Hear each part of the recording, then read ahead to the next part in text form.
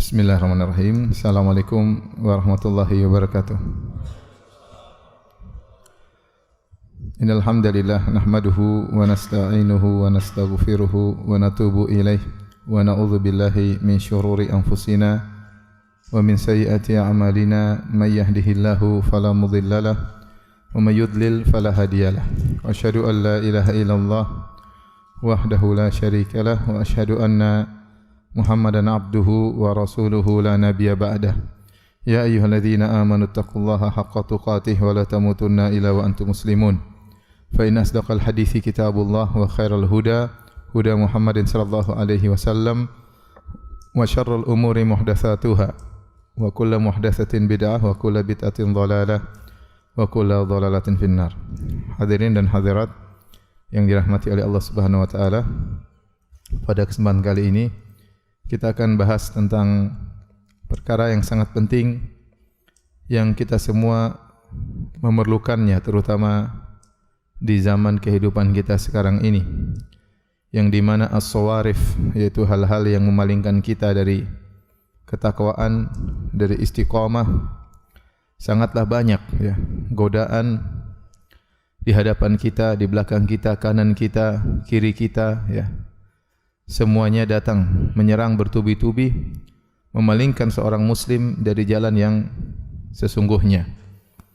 Dan kita tahu fitnah yang muncul di zaman sekarang lebih dahsyat, lebih hebat daripada yang muncul di zaman dahulu. Kalau di zaman dahulu seorang ingin selamat dari fitnah, cukup dia tinggal dalam rumahnya, tidak usah keluar, maka dia akan selamat dari fitnah. Adapun zaman sekarang, dimanapun seorang berada, selama internet masih jalan, maka dia terancam dengan berbagai macam fitnah. Terancam dengan berbagai macam fitnah. Selama dia masih bermedsos, maka dia terancam dengan berbagai macam fitnah. Ya. Fitnah berkaitan dengan syubhat dan fitnah berkaitan dengan syahwat. Pemikiran tersebar merajalela tanpa kendali. Ya, kerancuan pemikiran ya tersebar merajalela tanpa kendali di dunia maya.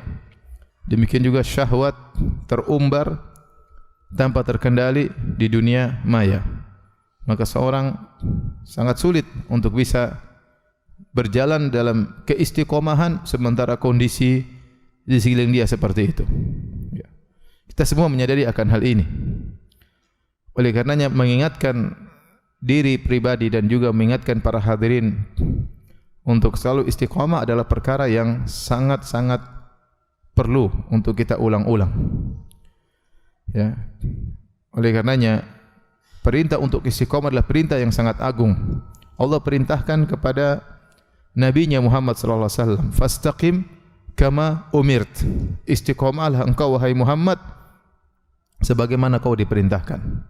Sebagaimana engkau diperintahkan. Dan Nabi SAW benar-benar ngerti akan pentingnya istiqamah. Makanya di antara doa yang paling sering Nabi baca dalam sujudnya, Ya muqallibal qulub, tsabbit qalbi ala dinik. Wahai zat pembolak-balik hati manusia, tegarkanlah hatiku di atas agamamu. Ini Nabi ucapkan, dan dia adalah Muhammad SAW yang telah diampuni dosa-dosanya yang telah lalu dan akan datang.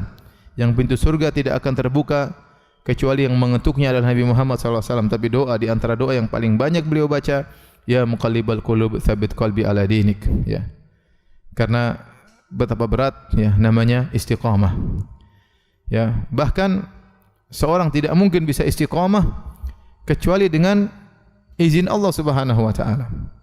Makanya Allah berfirman tentang Nabi Muhammad SAW, "Walaula an tsabbatnaka laqad kitta tarkanu ilaihim syai'an qalila." Kalau bukan karena kami mengkokohkan engkau hai Muhammad, sungguh engkau telah condong kepada mereka sedikit demi sedikit. Kenapa? Karena ujian yang dihadapi oleh Nabi sangat besar. Tawaran-tawaran yang menggiurkan didatangkan oleh orang kafir Quraisy kepada Nabi sallallahu alaihi wasallam, ya. Tawaran-tawaran yang seandainya Allah tidak mengkokohkan Nabi, maka Nabi SAW bisa jadi tergelincir. Kata Allah Subhanahu wa taala, "Walaula an tsabbatnaka." Kalau bukan kami mengkokohkan hatimu wahai Muhammad sallallahu alaihi wasallam. Maka saya bilang, dan ini sering saya sampaikan dalam kajian-kajian saya, bahwasanya istiqomah kalau di zaman dahulu adalah suatu yang hebat, maka saya katakan istiqomah di zaman sekarang adalah suatu yang luar biasa. Barang siapa yang bisa istiqomah di zaman sekarang ini yang penuh dengan godaan, ya, kanan kirinya, depan belakangnya, atas bawahnya, semua dengan godaan, maka dia ada seorang yang sangat hebat, baik laki maupun wanita. Karenanya ada satu kalimat yang indah dari Al-Imam Ibn Taimiyah rahimahullahu ta'ala. Beliau berkata, wa innama ghayatul karamah luzumul istiqamah. Sungguhnya puncak dari karamah adalah meluzumi atau melazimi istiqamah, menetapi istiqamah. Falam yukrimillahu abdan bimithli an yu'inahu ala ma yuhibbuhu wa yardahu. Dan Allah tidak pernah memuliakan, tidak pernah mengikram, ya, seorang hamba seperti Allah membantunya untuk bisa melakukan apa yang Allah cintai dan apa yang Allah ridhai. Wa yaziduhu mimma yuqarribuhu ilaihi. Dan Allah membantunya untuk melakukan apa yang bisa mendekatkan dirinya kepada Allah Subhanahu wa taala, wa yarfa'u bihi darajatahu, dan bisa mengangkat derajatnya di sisi Allah Subhanahu wa taala. Ini adalah ghayatu al-karamah. Jadi kata Ibn Taimiyah, ghayatul karamah luzumul istiqamah. Puncak daripada karamah bukan bisa terbang, bukan bisa menghilang, ya. Ya. Bukan bisa menyembuhkan, ya, bukan. Itu bukan puncak daripada karamah. Puncak daripada karamah seorang bisa istiqamah. Dalam lafalnya yang lain beliau berkata, a'zamul karamah. Karamah yang teragung luzumul istiqamah, yaitu melazimi istiqamah. Dan itu benar karena kita diperintahkan untuk bertakwa. Kita diperintahkan untuk bertakwa. Siapa di zaman sekarang orang bisa bertakwa? Bisa rajin salat 5 waktu di masjid bagi para lelaki, bisa menundukkan pandangannya tatkala melihat hal yang haram, maka saya bilang dia benar-benar wali di antara wali-wali Allah Subhanahu wa taala. Itulah wali Allah yang sesungguhnya. Wali Allah bukan yang bisa terbang, yang bukan kebal senjata, yang bukan bisa menyembuhkan, bukan. Yang menjalankan ketaatan kepada Allah di zaman penuh dengan kerusakan. Di zaman penuh dengan kerusakan. Karenanya, ya, ini yang perlu kita ingat-ingatkan buat saya pribadi dan juga para hadirin hadirat tentang pentingnya istiqamah. Tatkala ada seorang sahabat, ya, datang kepada Nabi sallallahu alaihi wasallam bertanya atau meminta penjelasan dari Nabi sallallahu alaihi wasallam, "Kulli fil Islami qawlan la as'alu anhu ahadan ghairak." Ya Rasulullah, ucapkanlah atau ajarkanlah aku suatu ajaran yang aku tidak perlu tanya lagi kepada orang lain. Itu berikanlah aku ajaran yang hebat, yang aku tidak perlu tanya lagi orang lain tentang ajaran tersebut. Artinya ini sudah mencukupkan aku, jadi peganganku. Ajarkanlah kepadaku suatu ajaran yang aku tidak perlu tanya lagi kepada orang lain. Apa jawaban Nabi sallallahu alaihi wasallam? Ya, qul amantu billah tsumma istaqim. Kata Nabi sallallahu alaihi wasallam, ucapkanlah aku beriman kepada Allah, kemudian istiqomahlah. Ini adalah intisari daripada nasihat Nabi kepada sahabat tersebut, yang dia tidak perlu tanya lagi kepada orang lain tentang nasihat, yaitu ucapkanlah aku telah beriman dan istiqomahlah. Ini agar kita tahu, kita sadar bahwasanya istiqomah itu ibadah yang sangat agung, puncak daripada karamah. Ya. Kebanyakan orang tidak mampu istiqomah. Kebanyakan kita tidak mampu untuk istiqomah. Istiqomah seminggu, rusak 2 minggu. Ya. Menundukkan pandangan sehari, mengumbar pandangan sebulan. Kenyataannya seperti itu. Untuk istiqomah di zaman sekarang ini sesuatu yang sangat-sangat berat. Kalau yang sudah berkeluarga susah istiqomah, apalagi yang jomblo dan jomblowati, jomblowan sama jomblowati. Karenanya ini adalah ibadah yang agung, istiqomah. Siapa yang bisa istiqamah, maka dia akan mendapatkan kemuliaan. Apa kata Allah Subhanahu wa taala? Innal ladzina qalu rabbuna Allahu tsumma istaqamu tatanazzalu alaihimul malaikatu alla takhafu wa la tahzanu wa abshiru bil jannati allati kuntum tu'adun. Nahnu awliya'ukum fil hayatid dunya wa fil akhirah. Wa lakum fiha ma tashtahi anfusukum wa lakum fiha ma tad'un nuzulan min ghafurir rahim. Kata Allah Subhanahu wa taala, ya, Sungguhnya orang-orang yang berkata kami beriman kemudian mereka istiqamah, ini syaratnya. Mengatakan kami beriman kemudian mereka istiqamah. Maka akan turun kepada mereka malaikat yang banyak, tatanazzalu, itu turun berturut-turut. Alaihimul malaikah, turun malaikat yang banyak kepada mereka. Yang mengatakan kepada mereka beri kabar gembira. Allah takhafu wa la tahzanu, jangan khawatir, jangan sedih. Wa abshiru, dan bergembiralah bil jannati allati kuntum tu'adun, dengan surga yang dijanjikan kepada kalian. Kami adalah penolong-penolong kalian di dunia maupun di akhirat. Nahnu awliya'ukum fil hayatid dunya fil akhirah. Malaikat menjadi para penolong bagi orang-orang istiqamah di dunia maupun di akhirat. Walakum fiha ma tashtahi anfusukum, kalian di surga akan mendapatkan apa yang kalian hasratkan. Walakum fiha ma tad'un, dan apa yang kalian ungkapkan minta kepada Allah Subhanahu wa taala. Ini dalil orang istiqamah ditolong oleh para malaikat di dunia maupun di akhirat. Kata para ulama, orang istiqamah tatkala akan meninggal dunia, malaikat datang memberi kemudahan bagi dia untuk sabat, untuk kokoh dan tegar meninggal di atas kebenaran. Dia dimudahkan untuk mengucapkan la ilaha illallah, diucapkan untuk menyebut nama Allah sebelum meninggal dunia. Kenapa? Dimudahkan oleh para malaikat.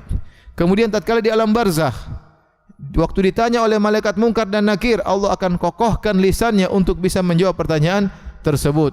Sebagaimana firman Allah Subhanahu wa taala, "Yutsabbitullahu alladhina amanu bil qawli tsabiti fil hayatid dunya wa fil akhirah." Allah akan kokohkan ya perkataan orang-orang yang beriman dengan perkataan yang kokoh di dunia maupun di akhirat. Kata para ulama, tatkala dia mau meninggal karena dia selama ini istiqamah, Allah beri anugerah meninggal dengan husnul khatimah. Selama di dunia dia istiqamah, maka di alam barzakh dia mudah menjawab pertanyaan malaikat Munkar dan Nakir. Kemudian juga karena selama ini di dunia dia istiqamah, maka dia mudah untuk dibangkitkan di padang mahsyar dalam kondisi yang baik. Karena dia istiqamah, maka dia akan masuk dalam surga, akan diberikan apa yang dia hasratkan dan apa yang dia minta. Ini semua adalah buah daripada istiqamah. Ini menunjukkan akan agungnya istiqamah. Tetapi kita tahu istiqamah bukan perkara yang mudah. Bukan perkara yang mudah. Baik. Apa itu istiqamah? Istiqamah maksudnya berjalan di atas jalan yang lurus, tidak keluar. Tidak ke kanan, tidak ke kiri, terus lurus. Kata Nabi sallallahu alaihi wasallam, "Saddidu", luruslah kalian, tepatlah kalian. Ya, namun tidak semua orang mampu untuk tepat. Ada orang yang hebat selalu istiqamah, namun sedikit bisa dihitung dengan jari. Kalau tidak mampu, kata Nabi sallallahu alaihi wasallam, "Wa qaribu", maka dekatlah. Anda tidak bisa persis 100%, enggak apa-apa. 70%, 80%, 90% dekati pada kebenaran. Terkadang tepat, terkadang miring kanan kiri sedikit, tapi segera kembali. Tidak mampu tasdid, tidak mampu 100% kena, qaribu, muqarabah, dekati. Ya, oleh karena perlu mengatakan istiqomah dua tingkatan. Yang pertama, tasdid, yaitu dia benar-benar istiqomah terus, lurus terus. Yang kedua, dia muqarabah, ya, yaitu dia tidak bisa persis tepat, tapi dia mendekati akan kebenaran. Selama dia masih berusaha demikian, maka dia masih dalam jalur istiqamah. Hadirin dan hadirat yang dirahmati oleh Allah Subhanahu wa taala, kita renungkan diri kita masing-masing, ya. Betapa sulitnya kita istiqamah di zaman yang seperti ini. Betapa banyak waktu kita habis pada perkara yang sia-sia. Betapa banyak waktu kita habis untuk menonton yang tidak bermanfaat, ya. Dan itulah kenyataan pahit yang kita alami. Terkadang seorang wanita ingin istiqamah, tapi suaminya tidak mendukung. Ada seorang wanita tanya sama saya, "Ustaz, gimana Ustaz? Suami saya ngajak nonton bioskop." Ya, dia istiqamah di bioskop. Istiqamah di bioskop, gimana caranya? Enggak bisa. Ya. Dia ingin istiqamah tapi enggak bisa. Kalau tidak ikut nonton bioskop, pengajian Steven Spielberg, ya, maka suaminya marah-marah. Terkadang suaminya yang istiqamah, istrinya yang tidak istiqamah. Ngajak ke sana ke sini, diajak ke mall untuk cuci mata, ya. Subhanallah. Dia ingin istiqamah tapi tidak bisa. Akhirnya dia ke mall lihat macam-macam, ya. Ya. Tidak mampu dia menahan pandangannya. Jadi istiqamah memang tidak semudah yang kita bayangkan, karena seorang terpengaruh dengan yang ada di sekitarnya. Namun bukan berarti kita pasrah, bukan berarti kita tunduk, ya.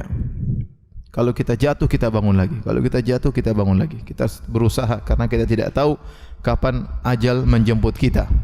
Kita ingin meninggal dalam kondisi istiqamah. Ya akhi, terkadang saya baca ya bagaimana orang-orang dulu yang hebat, tahu-tahu di penghujung kehidupannya kemudian dia berbalik. Ya, dan itu terjadi ya. Dulunya adalah seorang dai kemudian berubah ya. Dulunya adalah orang yang mustaqim, rajin sedekah kemudian berubah. Bahkan ada yang mungkin yang pakai cadar kemudian berubah. Ada yang tadinya rajin ke masjid berubah ya. Ada yang tadinya di atas sunnah jadi liberal. Macam-macam orang ya, macam-macam. Di antara cerita yang menakjubkan yang tersebar jadi santer tentang kisah seorang namanya Abdullah Al-Qasimi. Abdullah Al-Qasimi ini adalah seorang alim tinggal di Arab Saudi. Dan dia pakar akidah. Sampai dia menulis buku tentang akidah luar biasa, di antaranya As-Sira' bainal Islam wal Wathaniyah, kalau tidak salah judulnya demikian. Pertarungan antara Islam tauhid dengan penyembah berhala. Buku yang membantah seluruh syubhat-syubhat kaum musyrikin dan ahlul kufur. Sampai orang memuji buku dia luar biasa. Bukunya sampai masih sekarang masih ada. Tapi subhanallah, di penghujung hayatnya dia berubah total. Sampai dia menulis Islam adalah aglal, adalah belenggu yang hanya membelenggu manusia. Bayangkan di akhir hayatnya. Sehingga banyak orang mengatakan dia meninggal dalam kondisi mulhid, dalam kondisi murtad. Sebagian ulama mengatakan demikian. Setelah dia mencapai tingkat yang tinggi, sampai ilmu yang tinggi, tiba-tiba di penghujung hayatnya dia berubah. Kata sebagian ulama, kenapa dia ditimpa dengan ujub? Dia takjub dengan tulisan yang dia buat, karena tidak ada yang bisa menyaingi dia tatkala itu. Tulisannya luar biasa, banyak orang memuji. Saya para ulama nulis pujian, ada yang bikin syair memuji dia, saking hebatnya dia, saking kuat hujahnya. Namun dia tergelincir karena ujub yang menimpanya. Akhirnya dia pun menganggap Islam yang selama ini dia bela dianggap sebagai belenggu yang menghalangi gerak-gerik seseorang. Jadilah pemikirannya liberal. Subhanallah. Ini contohnya tadi di zaman kita ya, ada orang yang seperti itu. Ya, dan kita juga dapati, tadi saya katakan sebagian dai dulu berdakwah tiba-tiba menghilang ya. Entah kemana. Dulu sibuk dengan misalnya Quran, tiba-tiba berubah.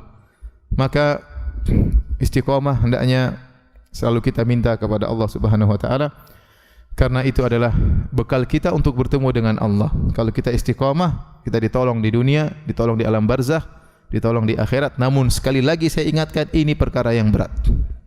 Perkara yang berat. Zaman sekarang ini siapa yang bisa istiqamah tundukkan pandangan? Siapa yang bisa kira-kira? Ada Ustaz, orang buta. Ya, orang buta bisa. Selain yang tidak buta, bisa enggak istiqamah tundukkan pandangan? Ya. Zaman dulu kita mungkin melakukannya, belum ada medsos, belum ada internet. Jalan tundukkan pandangan. Di sekolah tundukkan pandangan, ada cewek lihat sedikit tundukkan pandangan. Sekarang kita lihat di YouTube, kita melotot.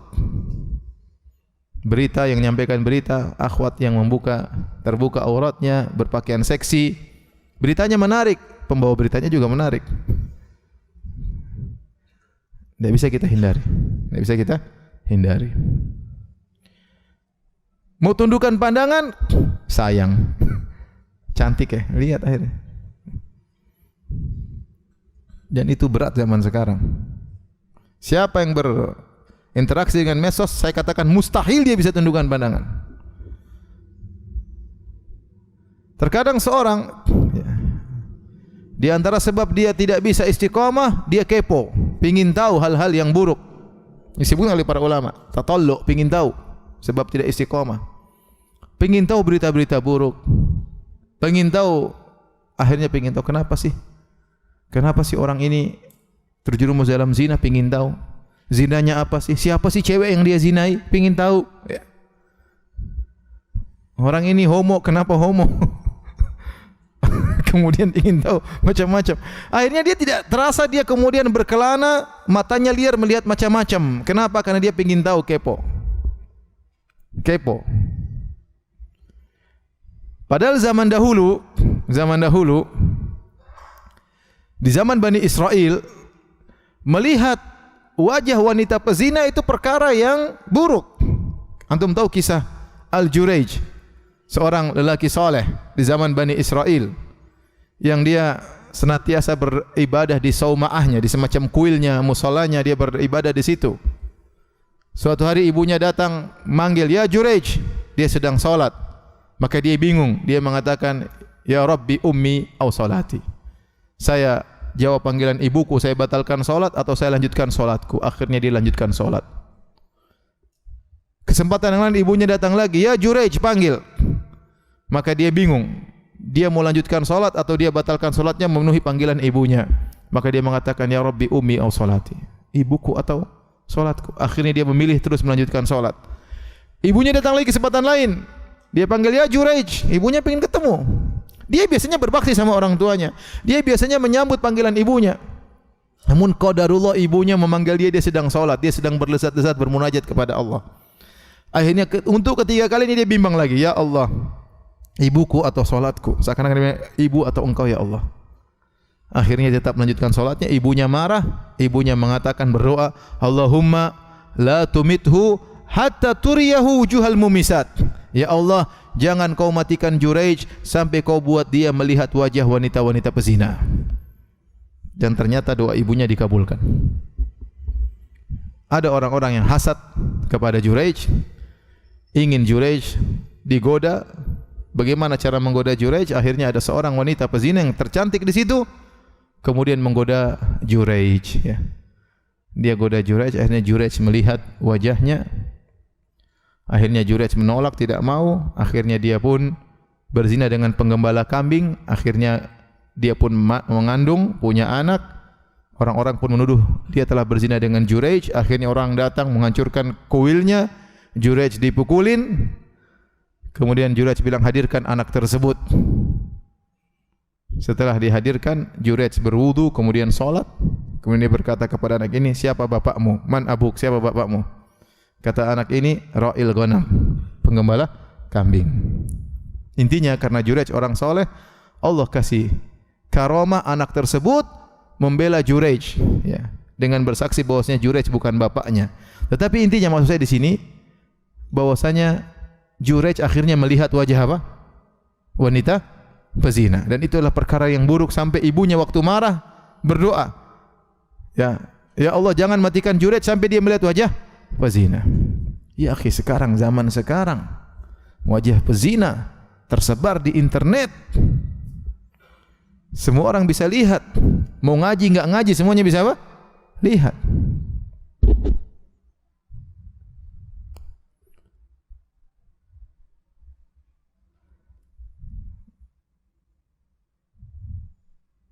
Dan semua orang bisa tahu. Mau orang soleh enggak soleh, anak-anak SMP juga tahu. Suatu hal yang biasa, ya. Baru tahu orang ini pezina, orang ini melakukan maksiat, orang ini, wanita ini misalnya selingkuh, tapi orang pada ngelihat. Suatu hal yang biasa. Saya ingin memberi gambaran bahwasanya istiqomah dalam satu poin saja, istiqomah menundukkan pandangan. Mungkin tidak ada kita yang bisa istiqomah. Tapi bukan berarti kita putus asa, tetap kita berusaha untuk bisa istiqamah. Baik, hadirin hadirat yang Allah Subhanahu wa taala, kita akan menyebutkan beberapa perkara-perkara yang membantu kita untuk bisa istiqamah. Yang pertama di antara hal yang membantu kita untuk istiqamah, yang paling pertama, yang paling penting adalah berdoa. Paling penting adalah apa? Berdoa.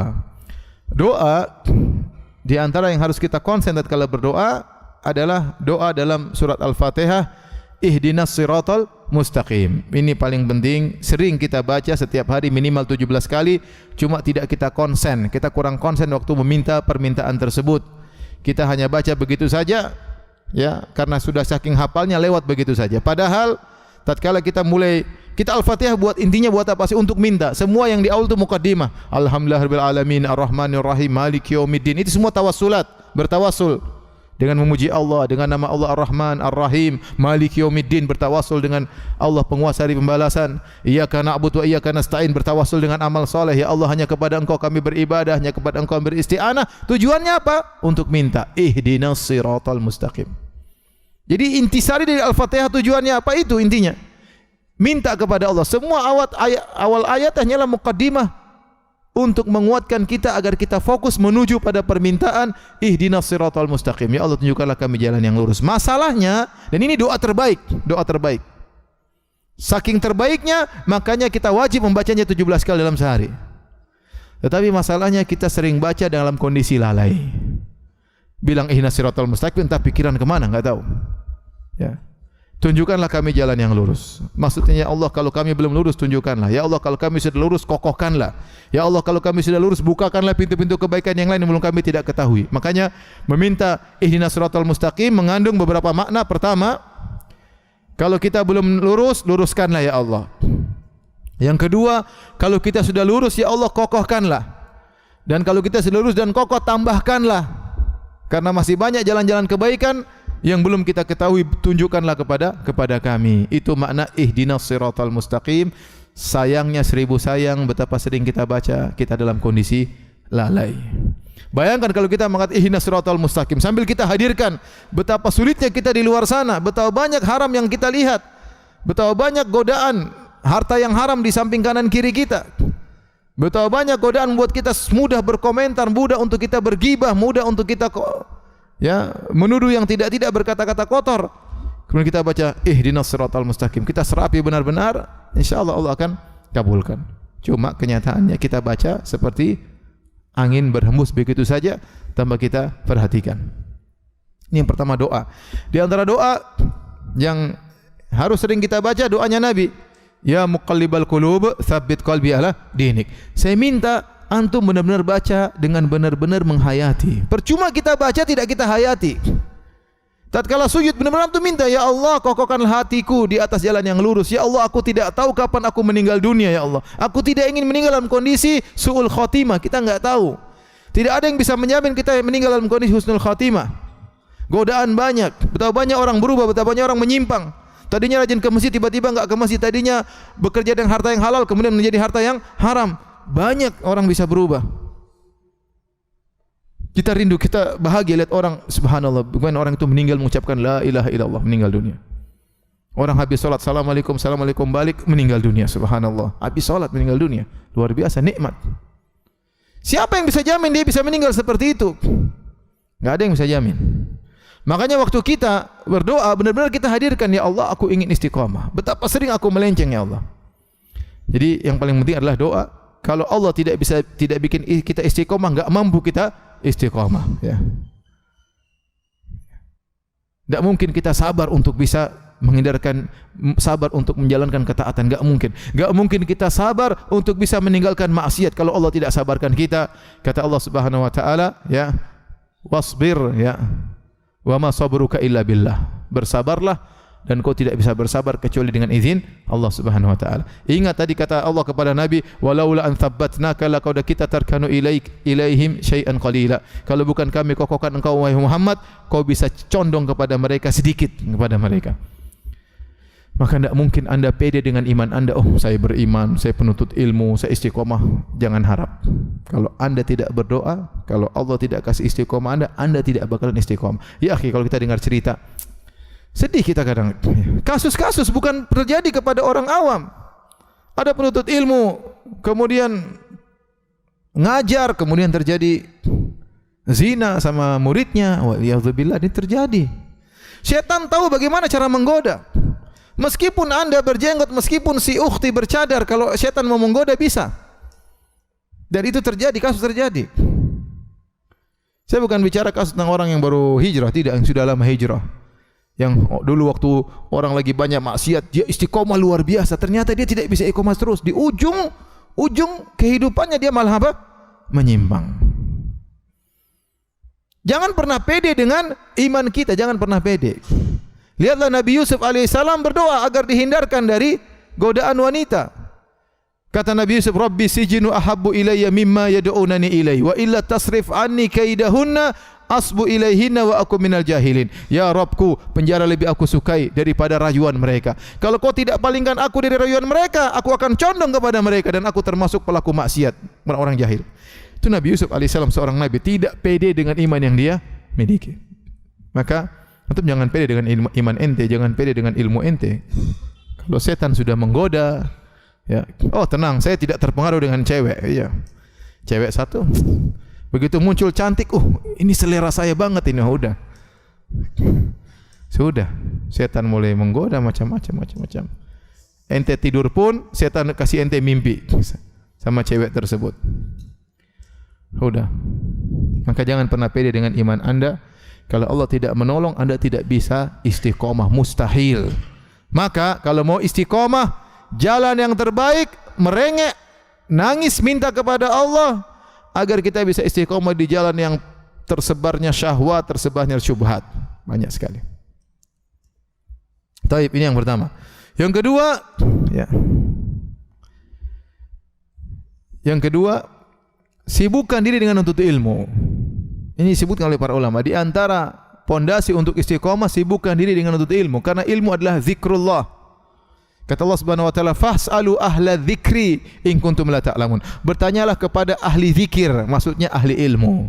Allah menyebut zikir, maksudnya adalah ilmu. Allah juga berfirman, "Fas'au ila dzikrillah." Bersegeralah kalian menuju zikrullah, maksudnya khutbah, ilmu. Jadi di antara makna zikir adalah ilmu. Nah, kalau kita sering ikut pengajian mengingatkan kita kemudian tentang iman, tentang hari akhirat, ini membantu kita tersibukkan dengan yang bermanfaat. Kapan seorang terjerumus dalam kemaksiatan? Tatkala dia tidak tersibukkan dengan perkara yang bermanfaat. Kita al-waqtu kas-saif, illam taqta'hu qata'aka. Pedang, waktu seperti pedang, kalau kau tidak memotongnya dia akan motong engkau. Maksudnya gunakanlah waktu tersebut pada perkara yang bermanfaat. Kalau tidak, kau dipotong oleh waktu tersebut. Kalau kau tidak sibukkan diri pada yang bermanfaat, kau akan tersibukkan dengan yang tidak bermanfaat. Dari yang tidak bermanfaat menuju kepada kemaksiatan. Dan itu pasti. Coba, nggak ada kerjaan, bingung mau ngapain? Udah nonton TV. Nonton TV, sinetron kurang bagus, ganti film box office ya. Kurang ganti Hollywood ya. Bosan India. Bosan drama Korea. Maksiat itu isinya. Mulai lihat ini, mulai lihat ghibah, mulai lihat namimah, lihat aurat wanita terbuka, lihat sudah jadi hal yang biasa. Jadi hal yang biasa. Saking seringnya kita melihat maksiat sampai kita tidak istighfar untuk hal tersebut karena sudah saking biasanya. Mungkin kita baru beristighfar kalau kita mukul orang baru astagfirullah. Kita ngambil barang orang baru astagfirullah. Kita maki orang tua baru astagfirullah. Tapi lihat wanita terbuka aurat sudah enggak perlu istighfar lagi karena saking biasanya. Lihat pembawa berita terbuka auratnya, enggak ada astagfirullah enggak ada. Nonton serius, berita, nonton. Enggak ada istighfar, enggak ada. Karena kita enggak merasa itu dosa, sudah saking biasanya. Jadi itu kenyataan. Saking biasanya. Karenanya sibukkan diri dengan menuntut ilmu. Sibuk menuntut ilmu, murajaah, ingat lagi apa pelajarannya. Dari masjid ke masjid yang lain, kerja, sibuk kerja. Kerja, habis kerja ada waktu zikir kepada Allah, zikir, menuntut ilmu. Orang menuntut ilmu Allah kasih kebahagiaan. Dia ingin tahu, tambah ilmu, tambah iman. Di antara hal yang buat seorang istiqamah adalah menuntut ilmu. Kemudian di antara hal yang bantu untuk orang istiqamah, dakwahkan ilmu tersebut. Dakwahkan ilmu tersebut. Makanya di antara orang yang selamat, kata Allah Subhanahu wa taala, wal 'asr innal insana lafi khusr illa alladziina aamanu wa 'amilus shalihat wa tawashaw bil haqq wa tawashaw bis sabr. Ya, demi masa sungguhnya manusia merugi kecuali seorang yang beriman, beramal saleh, saling menasihati dalam kebaikan, saling menasihati dalam kesabaran. Orang ini yang baru sempurna imannya, yang selamat dari seluruh kerugian. Kalau dia tidak memenuhi 4 perkara ini, dia masih terjebak dalam kerugian. Yaitu illal ladzina amanu, yang beriman, wa amilus shalihat, beramal saleh, wa tawassaw bil haqq, saling menasihati, di antaranya dakwah, saling menasihati.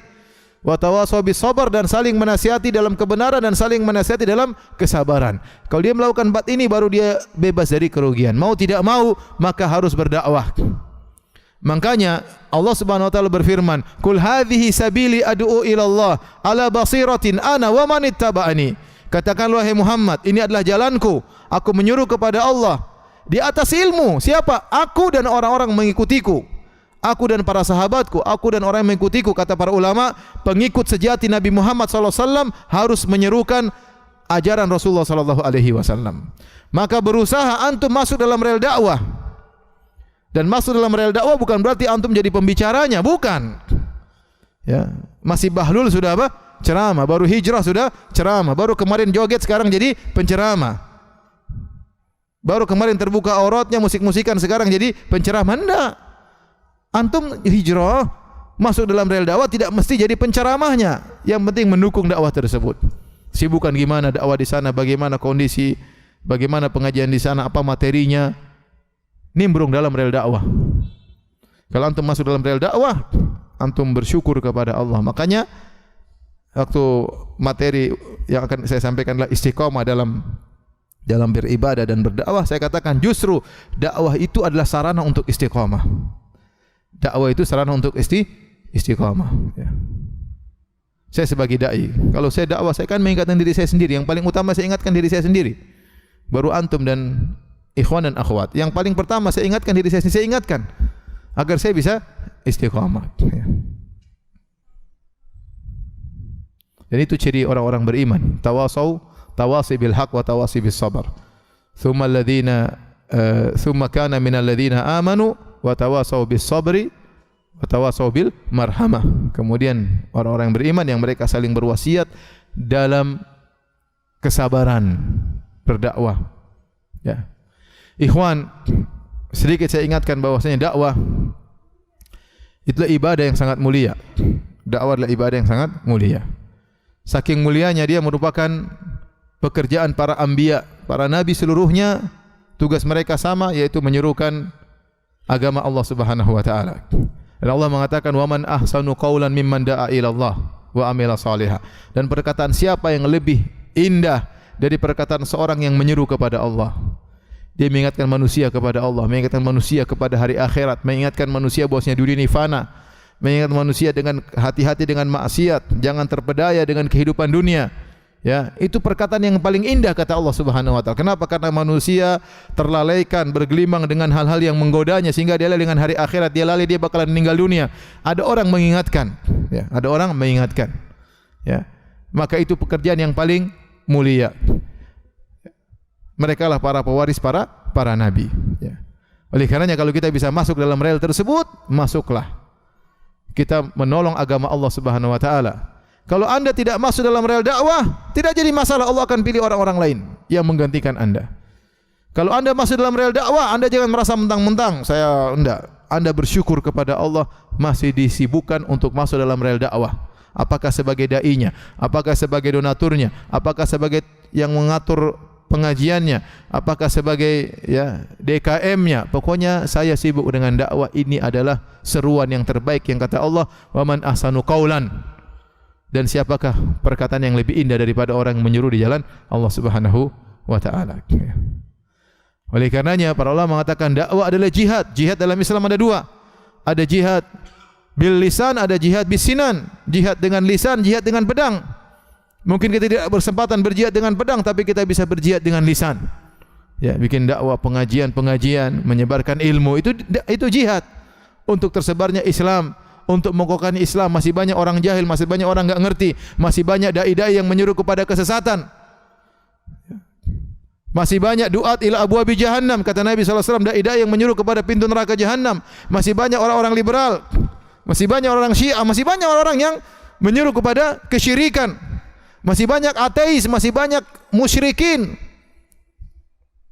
Dakwah menyeru ke jalan Allah Subhanahu wa taala. Ini jihad yang luar biasa ya. Makanya kata Allah Subhanahu wa taala dalam surat Al-Furqan, wajahidhum bihi jihadan kabira. Wahai Muhammad, berjihadlah melawan mereka bihi dengan Al-Qur'an, jihadan kabira dengan jihad yang besar. Allah menyatakan jihad, membantah ahlu syirik dengan Al-Quran merupakan jihad yang besar. Dan waktu itu di fase Mekah, Nabi belum berjihad dengan pedang. Nabi masih berjihad dengan ilmu, dengan dalil, dengan bantahan, dengan argumentasi, membantah mereka. Allah namakan dengan jihad dan kabira, jihad yang besar. Maka di antara hal yang bantu kita untuk istiqamah, kita masuk dalam rel dakwah. Makanya Nabi SAW mengatakan, la hasada illa fitnatain. Tidak ada hasad kecuali hanya kepada dua orang. Yang pertama, rajulun atahullahul ilm atau atahullahul hikmah wa huwa yaqdi biha wa yu'allimuha. Yang pertama, seorang yang Allah kasih dia ilmu, maka dia berhukum dengan ilmu dan dia mengajarkannya. Yang kedua, rajulun atahullahul mal. Yang kedua, orang Allah kasih dia harta, wa huwa yusallitu ala halakati fil haq, dan dia menghabiskan hartanya di jalan kebaikan. Maka kalau seorang bisa berdakwah dengan ilmu, alhamdulillah. Kalau tidak bisa, dia berdakwah dengan harta. Dia tidak bisa berjihad dengan ilmu, dia berjihad dengan apa? Harta. Antum kalau ada urusan dakwah butuh biaya, ente lihat bagaimana programnya benar, manfaat, jangan ragu-ragu untuk keluarkan dana. Apakah dalam rangka mengajarkan TPA, apakah mengajarkan tahsin, apakah mengajarkan ilmu fikih, ilmu akidah, antum keluarkan biaya. Ikut serta dan ikut nimbrung dalam kegiatan tersebut, itu di antara sarana untuk membuat antum istiqamah. Karena dengan demikian antum mengingatkan diri antum, ingatkan orang lain yang mendengar pengajian tersebut ya. Jadi ini membantu seorang untuk istiqamah.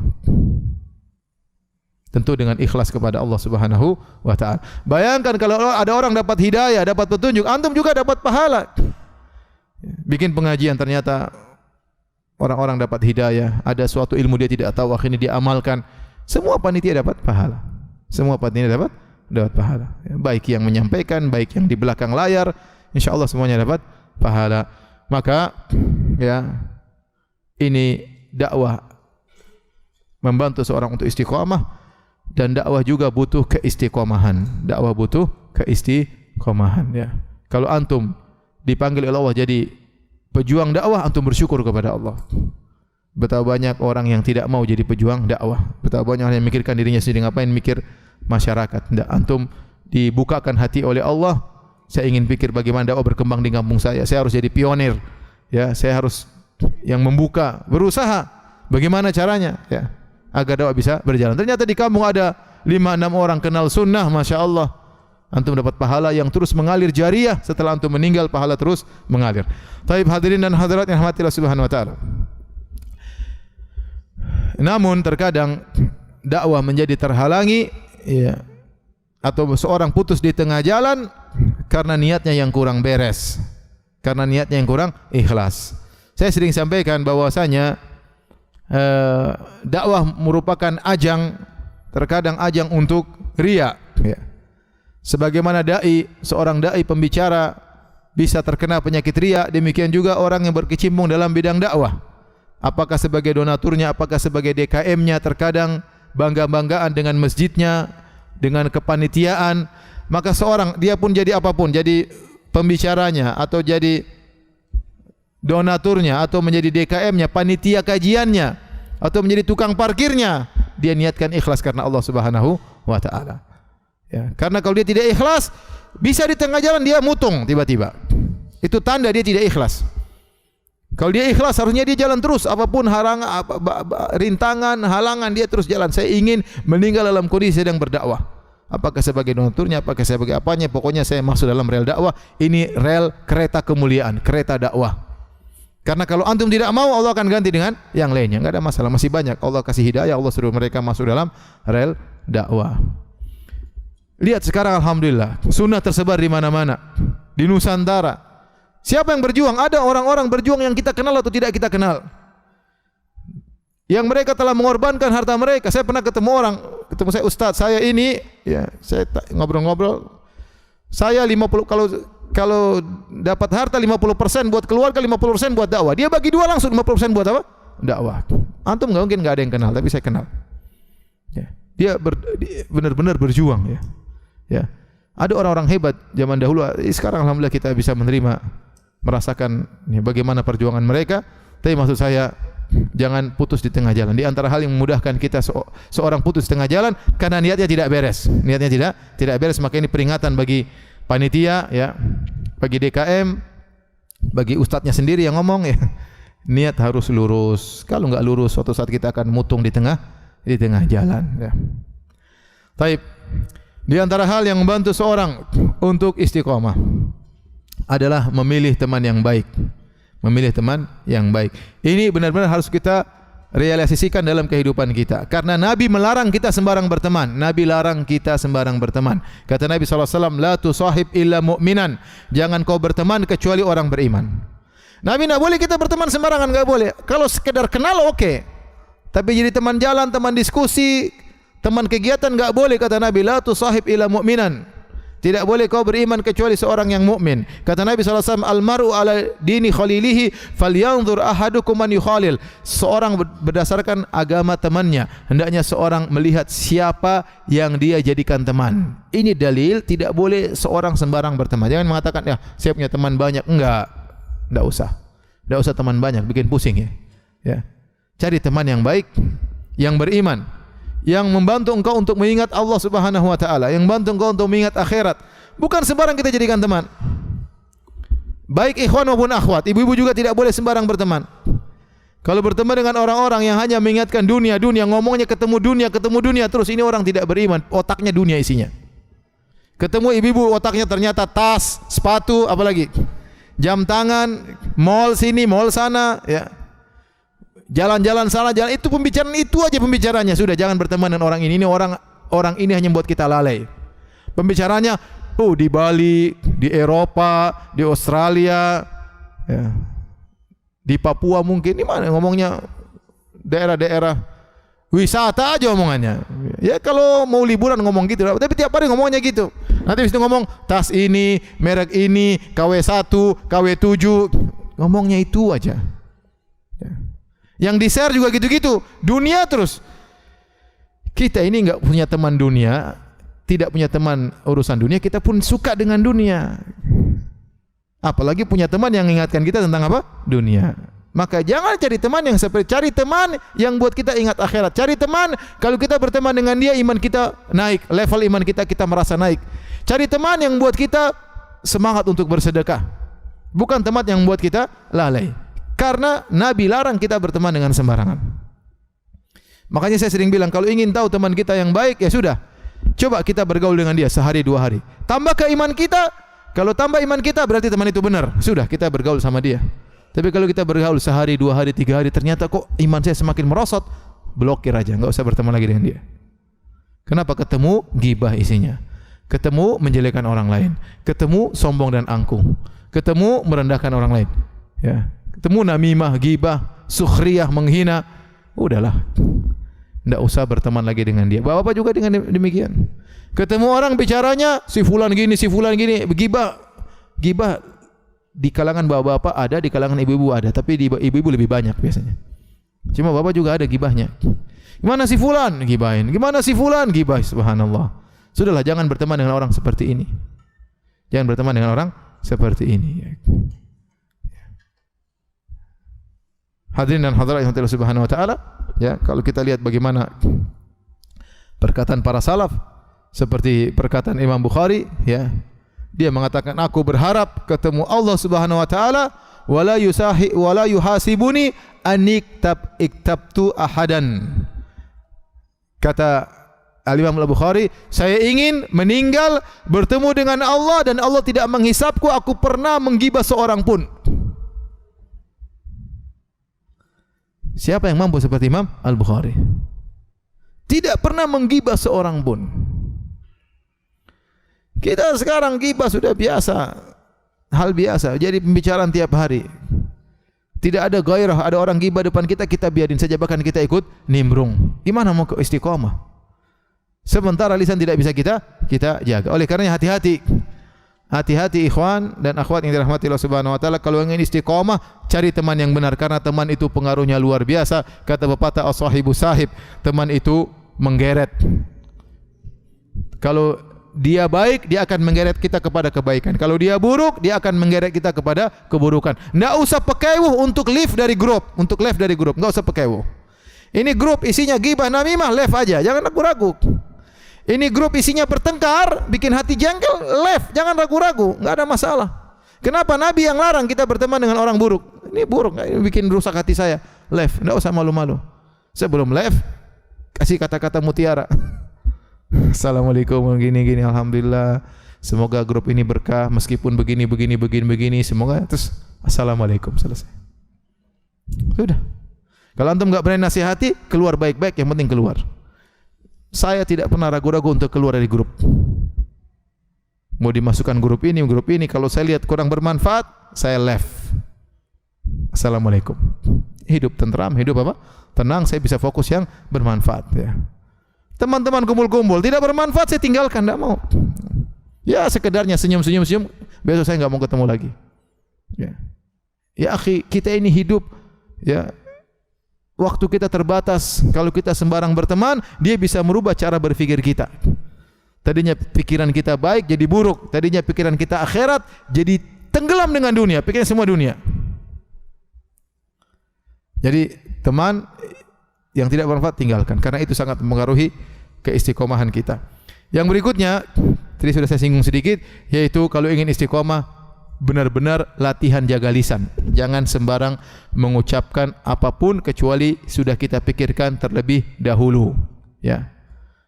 Seperti kata Ibnu Daqiqil Aid rahimahullah taala, ya, dia mengatakan, "Ma takallamtu bi syai'in illa wa qad a'dadtu lahu jawaban indallah." Atau kama qala. Dia mengatakan, aku tidak mengucapkan satu perkataan pun kecuali saya sudah siapkan jawabannya seandainya Allah tanya saya tentang perkataan tersebut. Jangan asal ngomong. Kau ngomong ini bakal ditanya, sudah bisa jawab enggak? Kalau bisa jawab ngomong aja, enggak ada masalah. Saya pernah ditanya, "Ustaz, bagaimana si fulan?" Saya bilang dia pendusta. Saya ngomong dia pendusta, saya sudah harus siapkan jawaban karena Allah akan menghisap saya dengan tuduhan tersebut. Saya bilang dia pendusta dan saya berani pertanggungjawabkan di hadapan Allah. Antum demikian kalau mau bicara, pikir apa yang antum ucapkan, apa yang antum tuliskan, komentar, antum bisa pertanggungjawabkan di hadapan Allah. Sehingga dengan demikian kita tidak sembarang ngomong. Kenapa? Kalau orang tidak bisa menjaga lisannya, susah dia istiqamah. Kata Nabi SAW, "Lan yastaqima imanul abdi hatta yastaqima qalbuhu, wa lan yastaqima qalbuhu hatta yastaqima lisanuhu." Kata Nabi SAW, tidak akan istiqomah iman seorang hamba sampai istiqomah hatinya. Dan tidak akan istiqomah hatinya sampai istiqomah lisannya. Ternyata lisan punya pengaruh terhadap istiqomah seseorang. Zaman sekarang ini zaman orang suka komentar, zaman orang suka menulis status, zaman orang bikin macam-macam, cari perhatian dengan menulis sesuatu, dengan bicara sesuatu. Bukan saatnya lagi, ikhwan. Sekarang kita sibuk dengan yang bermanfaat bagi kita. Umur kita tidak panjang. Ya ada orang cari uang dengan seperti itu, ya bikin pernyataan aneh-aneh, pokoknya buat viral supaya orang semua perhatian sama dia. Ente enggak usah gitu-gitulah, ya. Ente bukan YouTuber, bukan. Kalau YouTuber memang harus bikin yang aneh-aneh supaya apa? Dilihat oleh orang, supaya banyak viewersnya. Jadi hati-hati. Sebelum ente tulis komentar, sebelum ente bikin status, pikir dulu. Ngomong sama kawan, pikir dulu, hati-hati.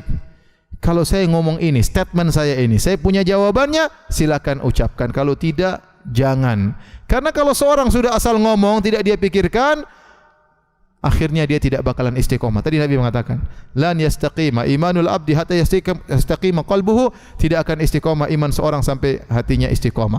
Walan yastaqima qalbuhu, dan tidak mungkin hatinya istiqomah hatta yastaqima lisanuhu, sampai lisannya istiqomah. Jangan sedikit-sedikit kemudian curhat di mana? Di medsos, ya. Kadang-kadang saya sedih lihat sebagian seperti itu, ya. Curhat di medsos, ya. Mengeluh di medsos atau menceritakan kejelekan orang yang di medsos. Dia susah menjaga lisannya. Terkadang sibuk dengan perdebatan, ribut di perdebatan. Tidak usah ya akhi, antum buang-buang waktu, jaga lisan antum, ya. Jaga lisan antum. Kalau antum tidak menjaga lisan antum, maka antum akan mudah untuk tidak istiqamah. Inilah para hadirin dan hadirat sebagian poin-poin yang harus kita perhatikan agar kita bisa istiqamah. Saya ulangi, yaitu jangan lupa berdoa, ini yang sangat penting, ya. Terutama di sepertiga malam yang terakhir, minta kepada Allah agar istiqamah, agar meninggal dalam kondisi husnul khitam, dalam husnul khatimah, ya. Kemudian tadi di antaranya cari teman jangan sembarangan, teman itu sangat berpengaruh. Kemudian nuntut ilmu, jangan lupa harus ada kegiatan setiap pekan saya nuntut ilmu. Cari buku yang kita bisa sibuk di situ. Misalnya kita akidah ya, kita benar-benar perhatikan, kita catat di rumah, ulang kembali, kita murajaah sehingga kita sibuk dengan ilmu. Atau antum belajar fikih, antum bikin di rumah, bikin bagan, tulis lagi.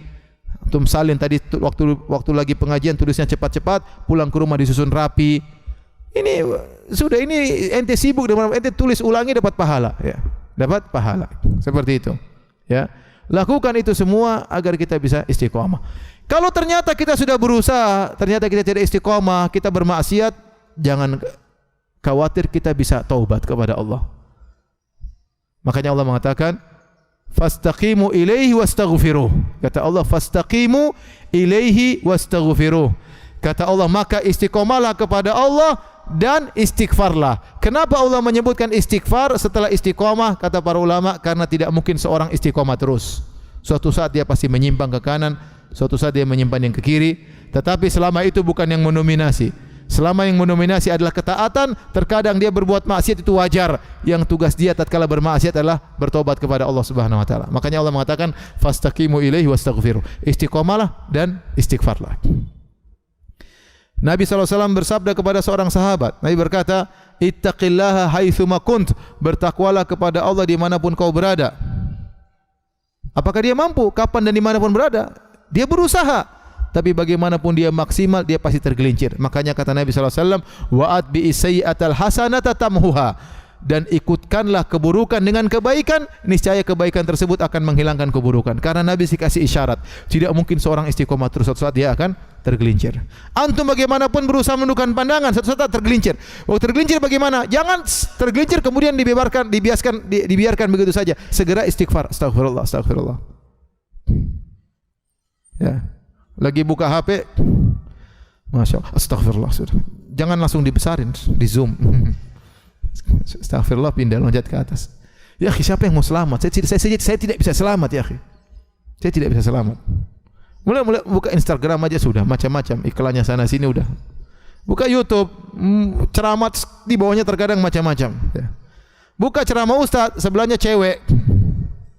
Bagaimana? Kalau kita enggak istighfar, gimana?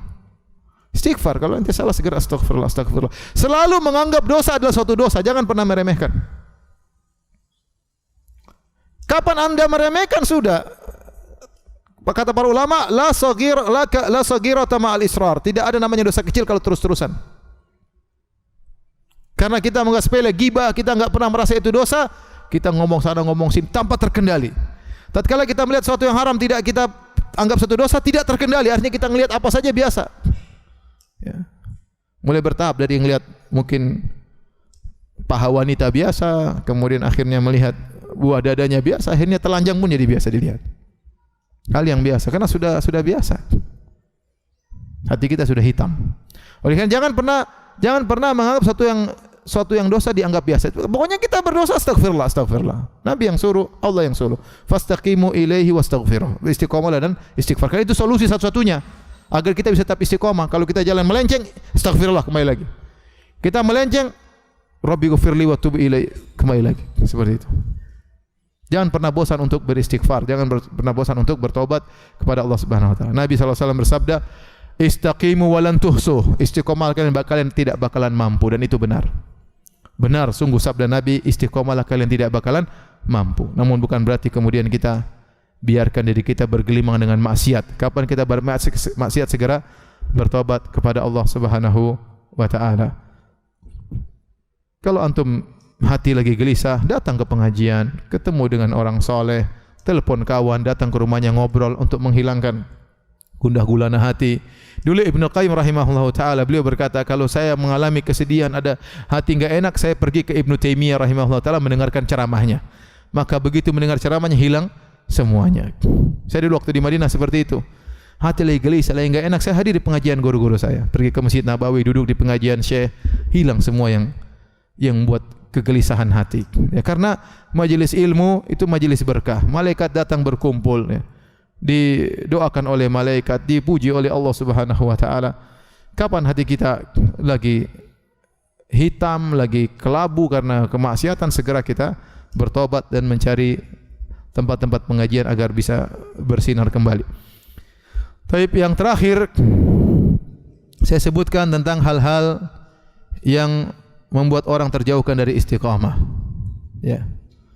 Di antara penyakit zaman sekarang yang membuat orang sangat mudah terjauhkan dari istiqamah adalah fuduli, atau kalau dalam bahasa Indonesia kepo. Ya. Pingin tahu, tatallu, pingin tahu. Hal yang tidak perlu kita ketahui kita pingin tahu. Hal yang bukan bidang kita pingin masuk di dalamnya. Akhirnya mata tidak terjaga, lisan tidak terjaga. Contoh sederhana, betapa banyak orang yang bukan bidangnya politik. Kemudian dia masuk, bukan bidangnya, dia masuk dalam bidang politik. Mulailah dia melihat aib kelompok A, aib kelompok B, mulailah dia menganalisa, mulailah dia mencela, mulailah dia kemudian memberikan gelar kampret sama kecebong, mulailah. Subhanallah, dia terbawa tanpa dia sadari. Berjam-jam, berhari-hari, berbulan-bulan. Dia tidak tahu apakah analisa dia benar, dia tidak tahu apakah sumber yang untuk dijadikan bahan analisa benar, apakah berita hanya bohong ataulah skenario, hanyalah sandiwara, dia tidak tahu sama sekali. Bukan bidangnya. Kalau bidangnya oke, tidak apa-apa. Akhirnya dia terjerumus dalam banyak maksiat, catatan dicatat oleh malaikat banyak, perang politik sudah selesai, sementara hisab dia panjang hari kiamat.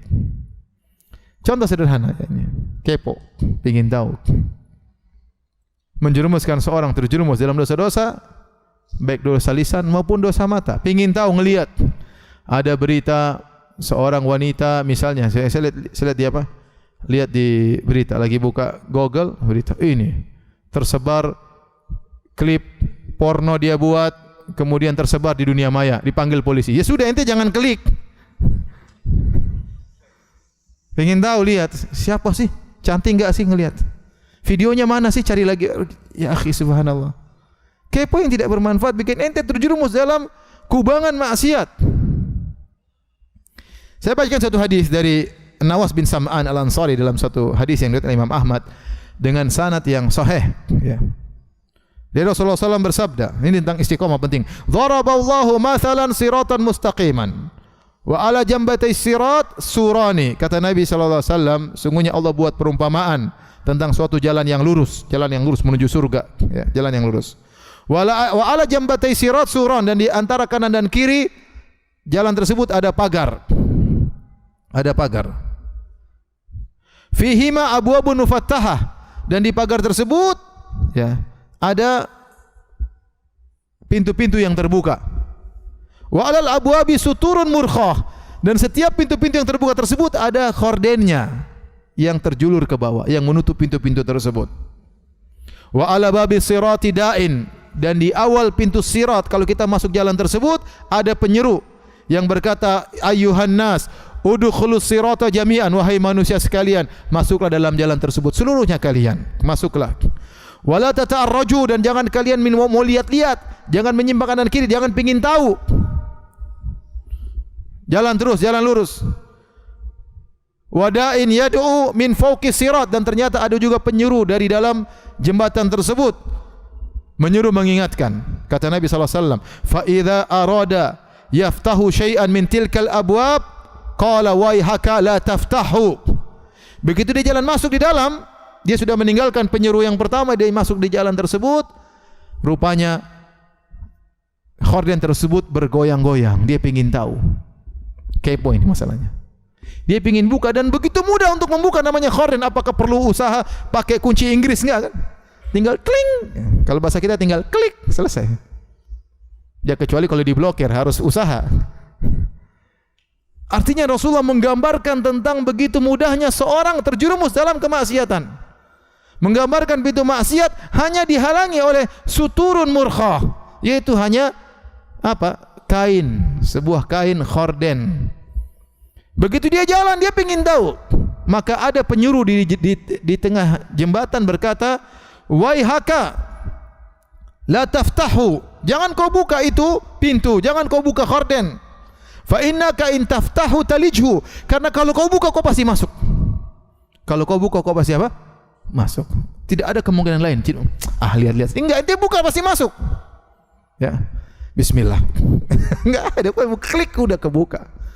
Apa yang ente lihat? Ente mau lihat apa? Mau lihat film, mau lihat cewek, mau lihat maksiat, mau lihat klip porno, mau lihat apa saja tinggal klik. Zaman sekarang ini Nabi gambarkan benar. Nabi kabarkan bahwasanya yang menyeru di pinggir jalan adalah kitabullah Al-Quran. Adapun penasehat di tengah jalan adalah apa? Wa'idhin min qalbi insan, yaitu hatinya sendiri sebenarnya jangan, tapi dia hawa nafsunya mengalahkan dia. Jangan, tapi pingin tahu. Jangan, tapi pingin apa? Pingin tahu. Kata hatinya, fa idza waihaka, celaka engkau, la taftahu, jangan kau buka. Fa innaka in taftahu talijhu, kalau kau buka kau pasti masuk. Ini kenyataan yang ada. Oleh karenanya para hadirin hadirat yang menyeru tadi, jangan kau buka, kalau kau buka pasti masuk. Kata Nabi, wa'idullahi fi qalbi kulli muslim, dialah penasihat Allah yang ada dalam hati setiap muslim. Sebenarnya kalau orang mau jujur, dia mau maksiat, hatinya pasti kasih sinyal enggak boleh, tapi dia pingin apa? Pingin tahu. Jadi ini musibah yang menimpa banyak orang di zaman sekarang. Dia tidak bisa menundukkan pandangan. Saya setiap pengajian, hampir setiap pengajian ada yang bertanya. Terkadang 2, terkadang 3. Ustadz, saya bagaimana ini? Saya rajin sholat, tapi rajin juga ngelihat yang enggak-enggak. Terkadang saya sholat malam, tapi saya juga rajin melihat yang enggak-enggak. Kenapa? Karena kepo, pingin tahu. Seorang kalau dia tundukkan pandangan pertamanya, dia tundukkan, dia bisa selamat. Secantik apapun wanita, kalau kita lihat kita tundukkan, insya Allah kita selamat. Kita masih bisa mengontrol diri kita. Selama langsung kita tundukkan pandangan. Karena syahwat kita belum bergelora, syahwat kita belum bergejolak. Tapi kalau antum sudah menelaah dan mengamati, mendalami, ya sudah. Kalau syahwat sudah bergejolak, sudah ente enggak bisa ngontrol diri anda. Anda sekarang dikuasai oleh syahwat anda. Anta asiru syahwatika. Engkau adalah tawanan syahwatmu. Kau enggak bisa apa-apa. Enggak bisa apa-apa. Sampai para ulama mengatakan, lihatlah para wanita-wanita yang waktu melihat Nabi Yusuf tergoda, sampai mereka wa qatta'na aydiyahunna, mereka potong tangan-tangan mereka, mereka enggak sadar. Kenapa? Karena syahwat yang luar biasa. Mungkin kalau orang sudah lagi syahwat puncak, mungkin gempa bumi dia tidak peduli, mungkin banjir dia tidak peduli. Kenapa? Syahwatnya harus dia segera lampiaskan, karena dia sudah tidak bisa mengontrol dirinya. Makanya yang diizinkan oleh Nabi juga pandangan pertama. Ya Ali, la tutbi'un nazrah nazrah, fa inna lakal ula wa laysat laka thaniyah. Wahai Ali, jangan kau ikutkan sertakan pandangan pertama dengan pandangan berikutnya. Karena pandangan pertama halal bagimu, pandangan kedua haram bagimu. Bukan berarti kalau ngelihat terus melotot, jangan kedip, masih pandangan pertama. Maksudnya begitu pandang, tunduk. Jadi kalau sudah ngelihat mulai bergejolak, ya, mulai semua goyang, ya, iman goyang, jenggot goyang, semua goyang, sudah selesai. Ente ma'asalamah, sudah. Ente masuk dalam lautan maksiat, sampai syahwat ente tersalurkan, baru ente astagfirullah, terlambat. Oleh karenanya nasihat tadi mengatakan, ya, la taftahu fa innaka in taftahu talijhu. Jangan sekali kau buka. Kalau kau buka kau pasti masuk. Ini fitnah zaman sekarang. Fitnah zaman sekarang. Ya. Makanya pandangan para ulama menyebutkan, sebenarnya melawan pandangan mudah. Yang penting antum pandangan pertama tundukkan. Itu tidak ada sulit bagimu untuk tundukkan, selesai. Tidak akan terbias dalam otak, tidak akan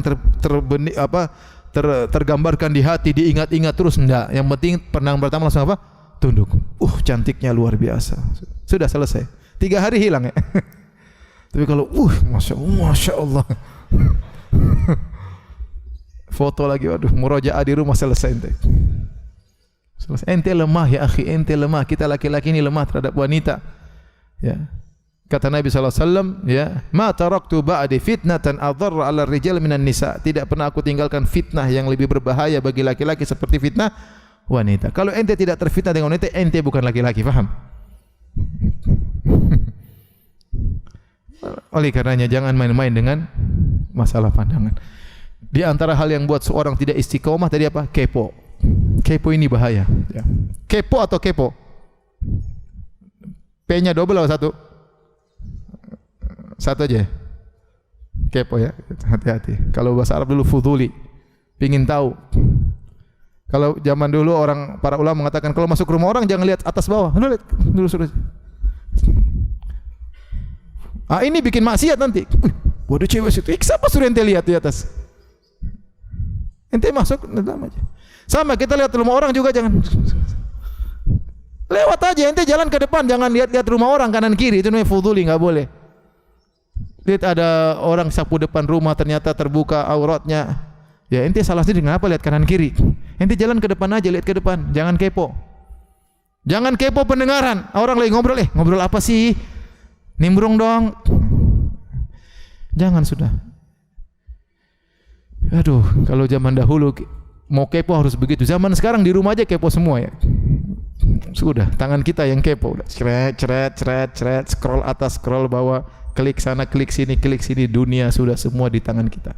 Dunia dalam genggaman. Maksiat dalam genggaman antum. Tinggal pilih yang mana mau maksiat. Maksiat mata banyak. Maksiat pendengaran banyak. Ya. Maksiat apa? Penciuman juga banyak. Maksiat lisan juga apa? Banyak. Mau maksiat apa saja? Dalam HP antum ya. Dalam HP antum. Makanya saya bilang di antara hal yang menakjubkan di zaman tahun 2019 kemarin, saya ketemu dengan seorang tinggal di Abu Dhabi. Subhanallah, dia tidak punya HP. Saya ngobrol sama dia, "Ya akhi, ente nomornya berapa nanti dihubungi?" "Aduh, saya enggak punya HP Ustaz." "Loh, Masya Allah, dia punya HP?" "Iya, saya enggak bisa pakai HP." Ya. "Terus kalau hubungi antum?" "Lewat istri saya." Masya Allah, tahun 2019 enggak punya HP. Ini bukan di kota sederhana, ini kota di Abu Dhabi, di dekat Dubai, kota internasional. Tidak pegang HP, ada. Karena dia tahu dia tidak bisa menghindarkan diri dari maksiat kecuali dengan tidak pakai HP. Dia tahu dia selamat kalau tidak pakai HP. Karena itu kita tahu ini teman kita ini sangat berbahaya. Ya. Teman kita ini sangat berbahaya, apalagi kalau kuotanya masih banyak ya. Kalau kuotanya habis aman insyaallah. Aman. Kuotanya habis, ya akhi subhanallah. Saya tidak berbicara sama orang awam, saya bicara orang yang ikut ngaji. Yang mereka tidak bisa menjaga diri mereka. Karena hampir setiap pengajian nanti ada yang tanya seperti itu, "Ustaz, bagaimana? Apakah saya termasuk orang munafik? Saya kalau begini, kalau di depan teman-teman, Masya Allah, para penolong Allah. Kalau di sendirian, temannya iblis." Aduh. Dan itu penyakit banyak orang. Oleh karenanya, di antara hal yang membuat seorang terjauhkan dari zaman sekarang, buat orang tidak bisa istiqamah adalah kepo, termasuk ibu-ibu ya. Udahlah, kita sibuk dengan urusan privasi kita masing-masing. Kita ini banyak yang harus kita kerjakan. Kata Nabi SAW, "Alaika bi khosata amrik." Hendaknya kau sibuklah dengan urusan privasimu. Banyak yang mau kau urus. Istrimu harus kau urus, perbaiki akhlaknya, doain dia, ajak dia salat malam, ya, ajak dia pengajian. Anakmu harus kau urus, bagaimana sekolahnya, bagaimana teman-temannya, bagaimana hafalannya.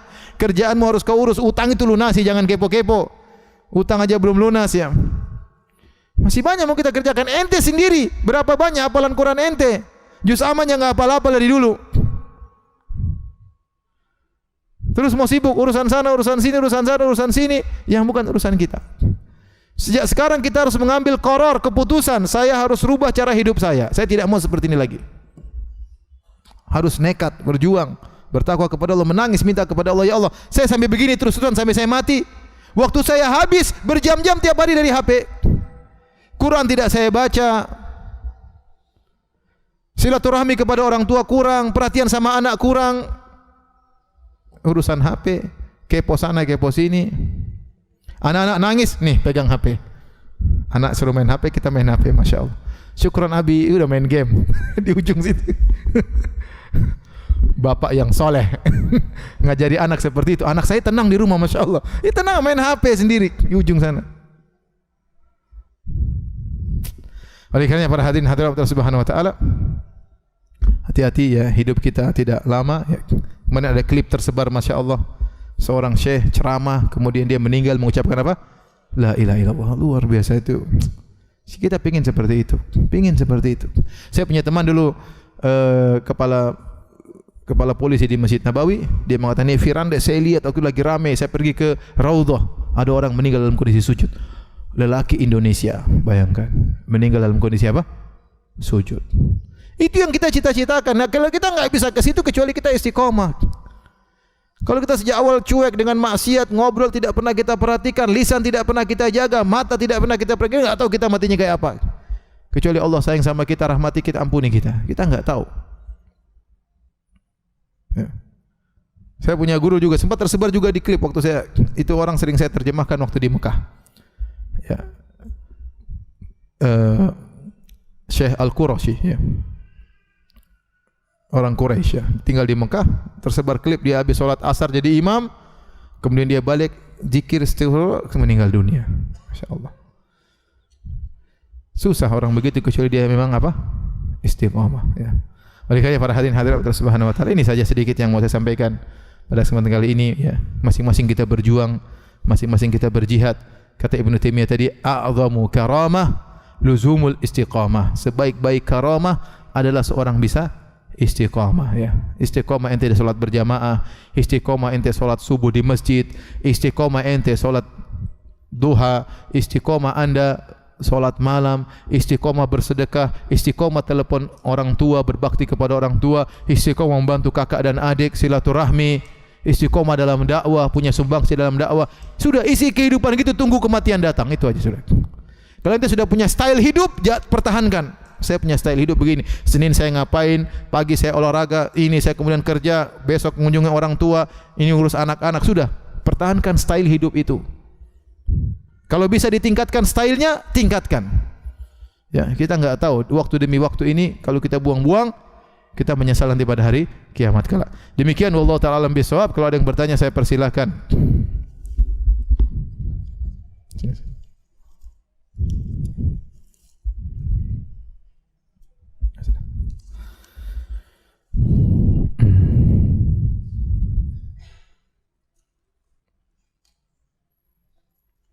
Ustadz, bagaimana caranya istiqomah di lingkungan teman-teman yang masih ahli dunia dan di dalam kampus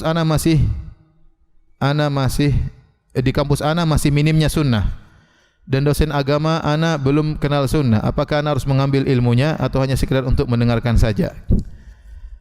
Ya, antum supaya bisa istiqomah di luar kampus, antum harus berusaha ngaji yang benar. Ya, karena antum harus cari nilai, antum ikut dengar apa yang disampaikan dosen tersebut, tapi antum harus punya filter. Ya. Contohnya seperti saya baca buku-buku Ahlul Bidah, saya baca buku Mu'tazilah, saya baca buku Mu'tazilah, saya baca buku Asy'ariyah, saya baca buku Maturidiyah. Ya, tapi alhamdulillah punya filter dalam urusan ini, ya. Nah, antum tidak mengapa mungkin yang disampaikan dosen tidak sesuai dengan sunnah, antum punya filter, antum tahu ini salah di sini, tapi di luar ente harus ngaji benar-benar. Kemudian yang kedua, kalau kita punya kawan-kawan yang tidak sunnah, kita berusaha dakwahi dengan lembut, sehingga kita berinteraksi dengan mereka ada manfaat. Kita ingin mereka yang terkontaminasi dengan kita. Kita ingin mereka tersinkronasi dengan kita, bukan kita yang tersinkron dengan mereka. Jadi jadikan sarana dakwah. Sabar, mungkin mereka maki-maki ente, Wahabi lah, apa, santai aja, jangan cepat emosi, ya. Ente bilang apa tadi? Enggak usah, santai aja. Santai aja sudah. Enggak usah, santai aja, enggak usah. Tenang aja. Bilang Wahabi itu biasa. Ya. Ya, nabi-nabi dulu dibilang orang gila, ente masih dibilang Wahabi saja marah-marah. Santai aja, biarin aja. Tetap aja. Jadi interaksi dengan mereka dalam rangka dakwah, pelan-pelan, ajak makan, kemudian kasih obrolan-obrolan, kirim klip-klip video yang bagus-bagus dari yang sederhana tentang adab, tentang rumah tangga, sampai dia tertarik sama ustaz tersebut, mulai naikkan kualitasnya dan kuantitasnya. Pelan-pelan. Jadikan interaksi Anda dengan mereka dalam rangka dakwah. Insyaallah Anda istiqomah. Ustaz, saat saya naik motor sering berjumpa dengan wanita yang tidak menutup aurat, bahkan sampai memakai pakaian yang tidak pantas. Pandangan pertama saya tundukkan, saya fokus ke jalan. Ternyata beberapa meter ketemu lagi yang terlihat lagi karena dia ada di depan. Apakah pandangan kedua berdosa karena saya juga tidak sengaja kembali? Insyaallah tidak, ya. Yang penting antum begitu melihat segera balikkan lagi, ya. Dengar sini. Iya, naik motor saya tahu, ya.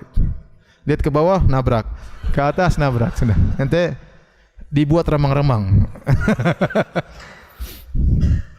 Saya kadang jengkel di bandara. Di bandara depan kita ngantri, tahu-tahu perempuan kelihatan bukan belahan dada, belahan pantatnya kadang-kadang. Astagfirullah. Orang enggak punya malu jalan di bandara seperti itu. Ya, mau diapain?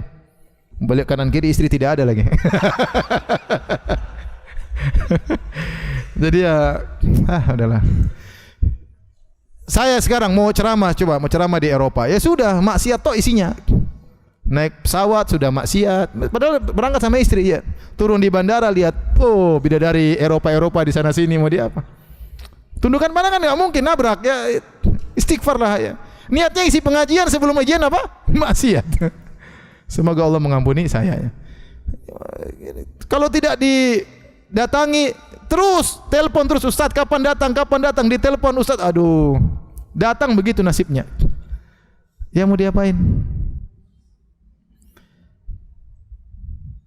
Naik pesawat mungkin enggak usah luar negeri, ke Indonesia aja naik pesawat sudah dapat tempat duduk di samping cewek, mau diapain? Mau dipeluk enggak mungkin. Mau dibiarin ya sudahlah. Udahlah, astagfirullah, udah di ujung udah ada zikir sendiri, udahlah sibuk sendiri. Jadi ya kita istighfar saja ya. Pandangan pertama selalu jadikan itu pandangan pertama ya. Jangan pandangan kedua. Yang penting jangan antum mengamati. Ya itu mengamati itu pandangan gua berarti. Oh iya ya itu. Udah astagfirullah, udah lihat sudah. Astagfirullah, dia cantik luar biasa, astagfirullah, udahlah. Saya bilang enggak usah kita bicara wanita-wanita pelaku maksiat. Terkadang wanita cantik nanya depan saya sendiri bingung. Astagfirullah, ini kok cantik sekali. Mau diapain? Mau dipandang dosa, tidak dipandang rugi. Ya, subhanallah, maksiat di mana-mana, iman kita lemah ya. Iman kita lemah. Maksud saya kita jangan membuka pintu ke situ. Kalau kita terlihat istighfar, saudara. Jangan kepo, jangan pingin tahu. Itu repot kalau kita seperti itu.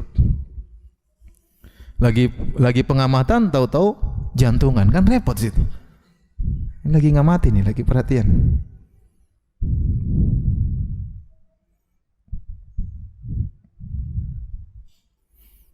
Alhamdulillah kita di Indonesia masih bisa lah kita jaga pandangannya. Tapi kalau sudah di luar negeri, di Singapura, di Eropa, waduh, kayak apa? Rusaknya luar biasa. Ya. Di Eropa ada tempat, saya diceritain, kalau lewat situ semua wanita telanjang di etalase. Telanjang dipajang.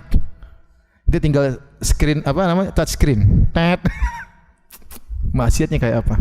Kita alhamdulillah di Indonesia orang masih punya rasa malu. Ya orang-orang kafir terkadang memang tidak punya rasa malu, tapi secara umum kita masih negara muslim, kita masih mungkin untuk menundukkan pandangan. Justru yang berbahaya bukan di luar bagi saya. Bagi saya yang berbahaya orang tatkala bersendirian, apalagi jomblo, apalagi jomblowati. Dia bersendirian, tidak ada istrinya di sampingnya, tidak ada orang lain. Nah itu terkadang dia berkelana, terkadang dia kemudian ya mengembara ke sana ke sini dan dia tidak bisa mengontrol dirinya. Waliyadzubillah.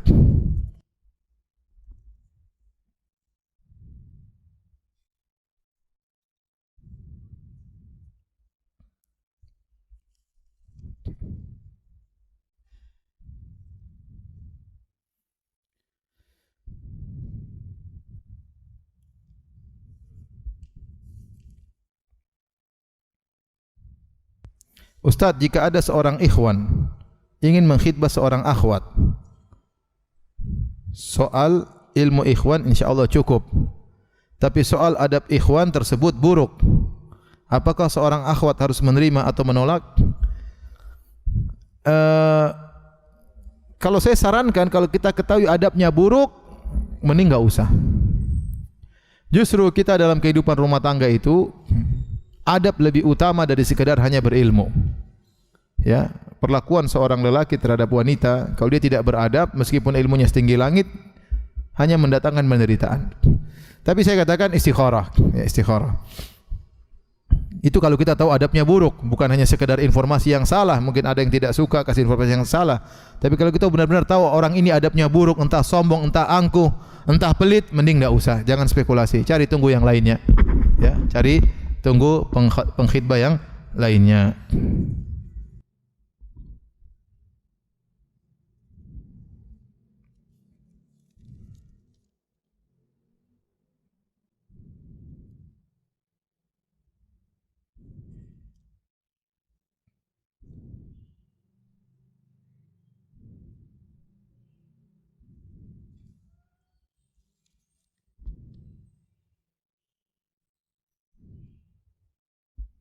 Apakah Ustadz kalau di kampung juga melakukan doa kunut kalau salat subuh?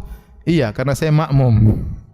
Karena saya makmum, saya ikut kunut. Karena imamnya kunut, saya ikut apa? Kunut. Kemarin saya salat subuh, bukan pagi ini, kemarin hujan, terus imamnya tidak datang. Kemudian masjid tidak terbuka. Akhirnya saya dengan beberapa jamaah, saya salat di pelataran dan saya tidak kunut karena saya jadi imam. Dan mereka tahu saya tidak kunut. Makanya kalau salat subuh biasanya saya disuruh jadi imam, saya tidak mau. Karena saya pernah jadi imam, mereka teriak, "Ustaz tidak kunut."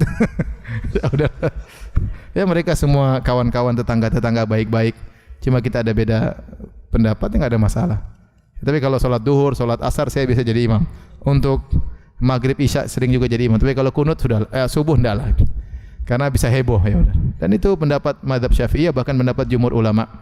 Adapun yang saya yakini tentang masalah kunut sebagaimana pendapat Ibnu Qayyim dan juga pendapat Az-Zahabi dan juga Ibnu Jarir At-Tabari, bahwasanya kunut diperbolehkan sesekali. Kunut subuh boleh diperbolehkan sesekali tapi bukan rutinitas apa? Harian. Karena kalau rutinitas harian pasti sahabat banyak yang meriwayatkan. Bukan sekedar satu hadis yang kemudian diperselisihkan. Pasti banyak sahabat yang meriwayatkan karena merupakan keseharian Nabi. Namun tatkala ada hadis diperselisihkan, ada yang menghasankan, ada yang mendhaifkan, ada yang masih tidak jelas, hadis Anas bin Malik dan yang lainnya, maka jalan tengah diambil oleh sebagian para ulama bahwasanya Nabi pernah kunut tetapi sesekali, tidak terus-terusan. Wallahu a'lam bishawab.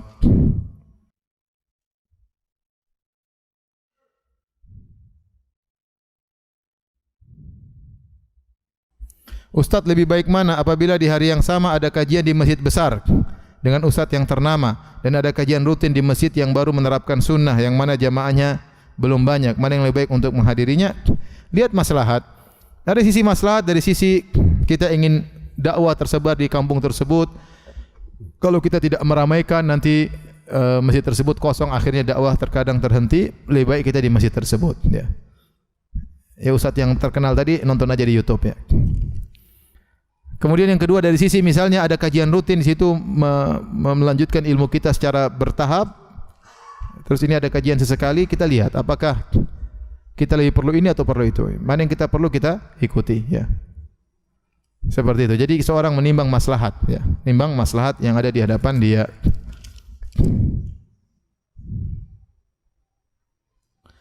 Bagaimana hukumnya seorang yang sudah hijrah tapi masih suka posting-posting di medsos tempat-tempat dia liburan, makanan-makanan dan lain-lain, dan barang-barang yang dia pakai?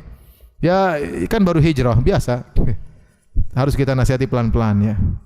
Ya dia baru hijrah, perlu tahapan, bertahap, tidak langsung kemudian ya, bisa meninggalkan semua kebiasaan dia. Tapi tugas kita menemani, kita nasihati sedikit demi sedikit dengan kata-kata yang lembut.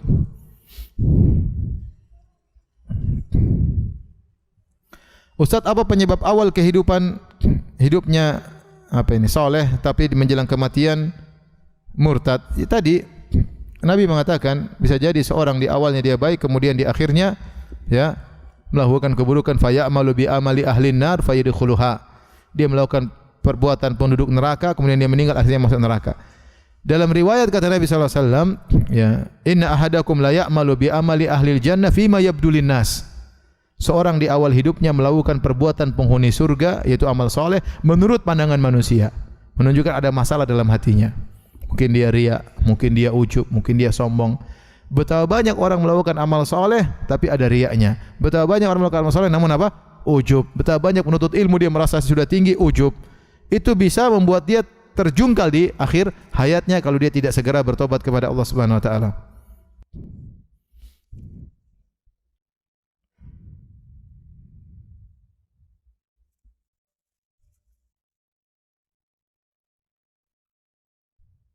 Ustaz, bagaimana cara memberitahu suami untuk memperbaiki bacaan Quran tanpa menyindir, tanpa menyinggungnya? Gimana ya? Ya, anti lebih tahu tentang suami anti lah gimana caranya. Ya. Mas, kita sering tajwid atau gimana kayak? Tahu gimana lah caranya?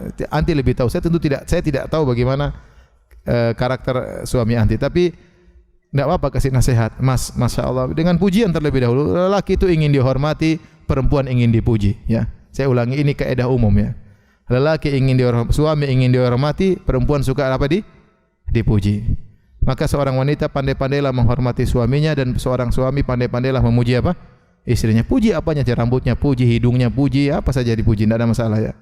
Ya, tasnya dipuji ya. Karena kalau antum tidak puji tasnya nanti dia minta beli tas baru.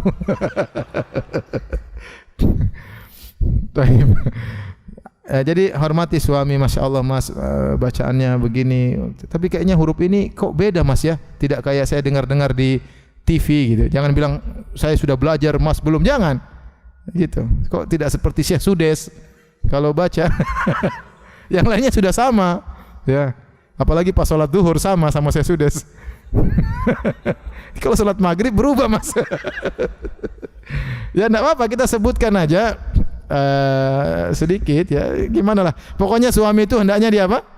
Dihormati, istri hendaknya dipuji.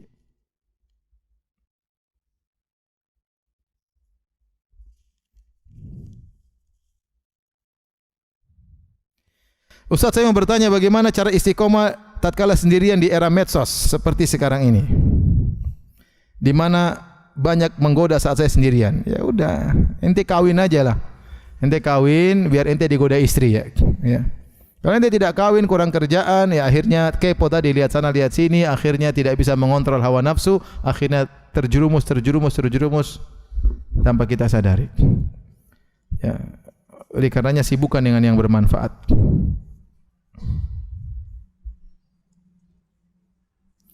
Ketika teman-teman sudah mengenal sunnah, tapi menunjukkan akhlak yang kurang baik, seperti suka main game, ya akhi sudahlah ente, ente nasihati baik-baik aja lah.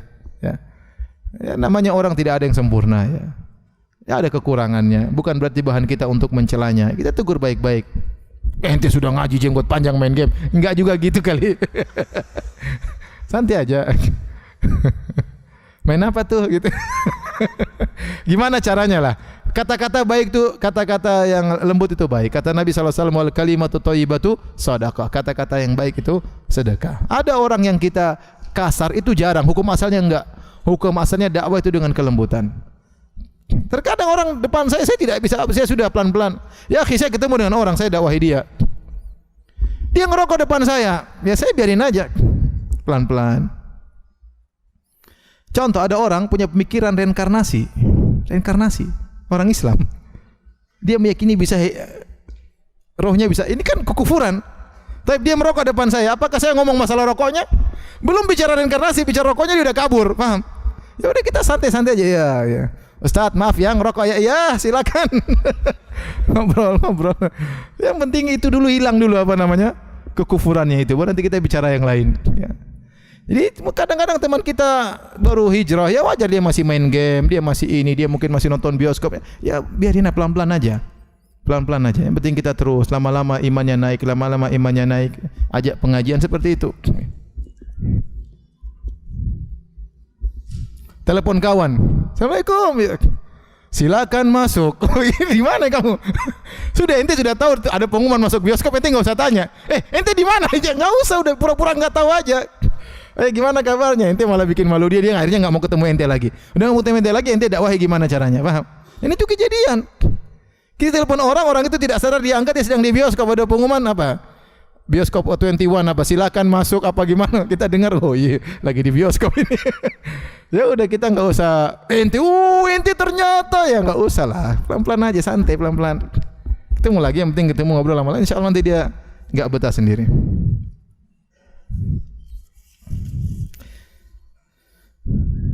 Ustaz, usia saya 50 tahun, dalam kurung janda, bekerja. Bolehkah saya berumrah berhaji sendiri dengan teman-teman, sementara perjalanan dinas pun saya sendiri atau teman-teman wanita? Kalau wallah alam bisawab ya, untuk wanita yang tidak pernah berhaji, untuk haji pertama kali, apalagi usianya sudah 50 tahun, kalau dia ingin berhaji, maka sebagian ulama dan mengatakan tidak mengapa meskipun dia berangkat tanpa mahram, ya, kalau usianya sudah 50 tahun dan dia ditemani dengan teman-teman yang solehah, ya, terutama usianya begini dan haji pertama kali, maka saya lebih condong pada pendapat tidak mengapa, dengan syarat ditemani dengan wanita-wanita yang amanah dan solehah, apalagi usianya sudah 50 tahun. Wallahu a'lam bishawab. Sudah habis waktu ya.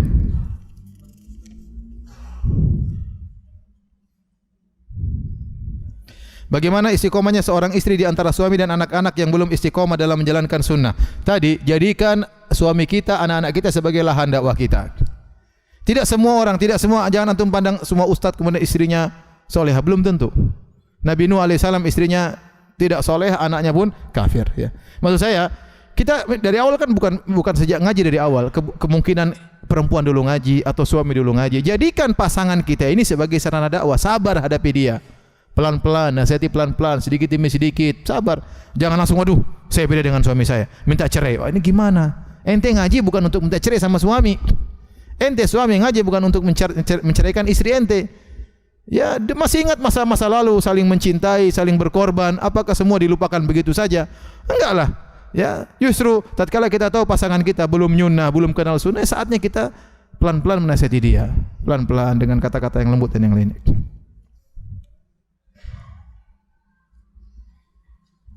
Tapi demikian saja ya kajian kita, kurang lebihnya saya mohon maaf. Semoga Allah menganugerahkan kita istiqamah sampai di akhir hayat kita. Subhanakallah bihamdik asyhadu alla ilaha illa anta astaghfiruka wa atubu ilaik. Assalamualaikum warahmatullahi wabarakatuh.